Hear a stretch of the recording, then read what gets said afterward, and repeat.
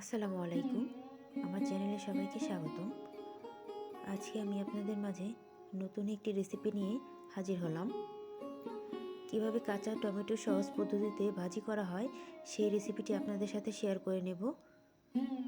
তো চলুন দেখে আসা যাক কীভাবে কাঁচা টমেটো ভাজি করে। একটি কড়াইতে সরিষার তেল গরম করে এর মধ্যে আমি রসুন কুচি, কাঁচা লঙ্কা ফালি এবং পেঁয়াজ কুচি দিয়ে দিলাম। এখন ভালোভাবে নেড়েচেড়ে আমি ভেজে নেব। দেখুন আমি সুন্দর অল্প আঁচে পেঁয়াজগুলো ভেজে নিচ্ছি। পেঁয়াজ এবং রসুন গাঢ় করে ভেজে এর মধ্যে আমি কেটে রাখা টমেটোগুলো দিয়ে দিলাম। এখন টমেটোগুলো ভালো করে নেড়েচেড়ে পেঁয়াজের সাথে মিশিয়ে নিব। তো দেখুন সামান্য পরিমাণ হলুদ দিয়ে দিলাম এবং সামান্য পরিমাণ মরিচের গুঁড়োও দিয়ে দিলাম, স্বাদ মতো লবণও দিয়ে দিলাম। এখন নেড়েচেড়ে মশলাগুলা সুন্দর করে মিশিয়ে নিব।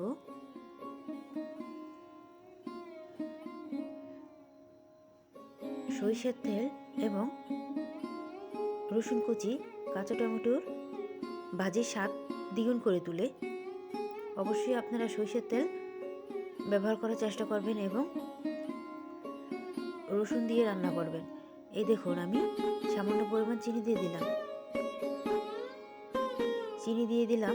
টমেটোগুলো বেশ টক থাকলে হালকা মিষ্টি একটা ফ্লেভার আসবে এবং স্বাদ লাগবে। সামান্য পরিমাণ পানি দিয়ে আমি ঢাকনা দিয়ে ঢেকে টমেটোগুলো সিদ্ধ করে নেব। যেহেতু চিনি দিয়েছি টমেটোগুলো খুব তাড়াতাড়ি সিদ্ধ হয়ে যাবে। দেখুন কি সুন্দর ভাজি হয়ে গিয়েছে। আমার ভিডিও যদি ভালো লেগে থাকে তাহলে অবশ্যই লাইক করবে, শেয়ার এবং বেশি বেশি সাবস্ক্রাইব করে দিবে।